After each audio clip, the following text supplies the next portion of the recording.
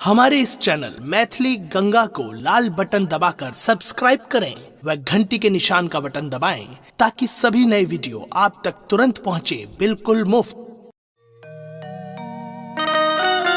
प्रभु श्री राम जखन बरियाती लऽ कऽ गेलखिन जनकपुर, ओतुका की दृश्य छलैया, पूरा वातावरण बदल गेलै और दुल्हा सरकार के देखा के लेल, प्रभु श्री राम के देखा के लेल अपार जनसंख्या में मैथिलानी सब ओतऽ ठाढ़ छथिन और प्रभु श्री राम के कहि रहल छथिन कि हे दुल्हा उतरी चलू खरखड़िया सो, दुल्हा उतरी चलू खरखड़िया सो, सखी सब ठाढ़ छथिन देखल दुअरिया सो, सखी सब ठाढ़ छथिन देखल दुअरिया सो, दुल्हा उतरी चलू खरखड़िया सो, दुल्हा उतरी चलू खरखड़िया सो।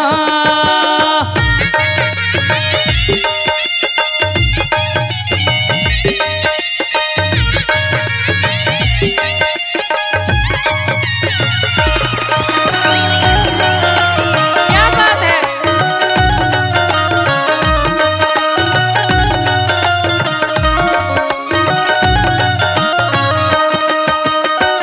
आहा अवधेश छी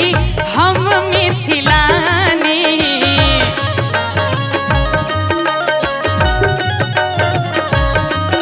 दुल्हा सरकार से हंसी ठठा कऽ रहल छथिन, कहै छथिन जो अहाँ के बहुत दाबी है जे अहाँ चक्रवर्ती राजा दशरथ के पुत्र छी, अयोध्या से आयल छी, तऽ हमहू सब मैथिलानी छी, पूरा दुनिया से जीत जायब लेकिन मिथिलावासी सो मैथिलानी सो नहीं जीतब। कहै छथिन आहा अवधेश छी हम मिथिलानी, आहा अवधेश छी हम मिथिलानी,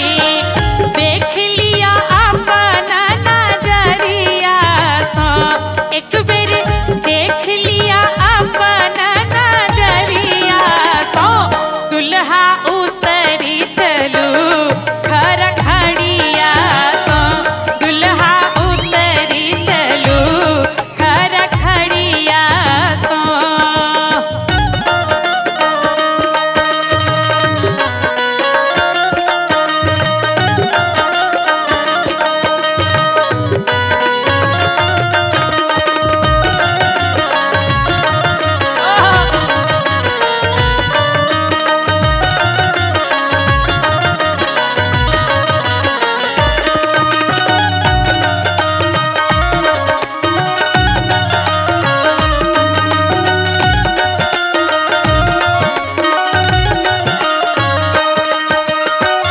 आहा महाराज छी हम महारानी,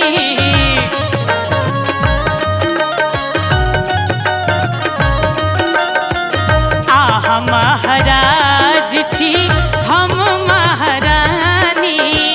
आहा महाराज छी हम महारानी, पूरा गंगा कैसेट के परिवार दिसो, गंगा परिवार दिसो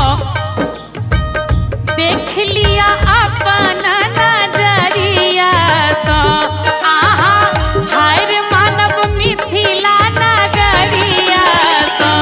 दुल्हा उतरी चलू खरखड़िया सो, दुल्हा उतरी चलू खरखड़िया सो, सखी सब ठाढ़ छथिन देखल दुअरिया सो, सखी सब ठाढ़ छथिन देखल दुअरिया सो। कनी एक बेर ताली बजा दियो सब गोटे। हे दुल्हा उतरी चलू खरखड़िया सो, दुल्हा उतरी चलू खरखड़िया सो, सखी सब ठाढ़ छथिन देखल दुअरिया सो, सखी सब ठाढ़ छथिन देखल दुअरिया सो, हे दुल्हा उतरी चलू खरखड़िया